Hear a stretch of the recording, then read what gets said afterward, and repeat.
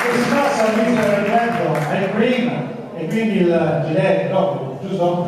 Magari qualche 20 minuti in più, ma qui si parla di un risveglio, Saint-Jean Viola, sta arrivando l'alba, quando le luci chiudono i loro occhi stanchi. Signore e signori, Saint-Jean Viola. Signori, prima di tutto un applauso a Francesco che questa sera ci parla il cicerone della storia della musica.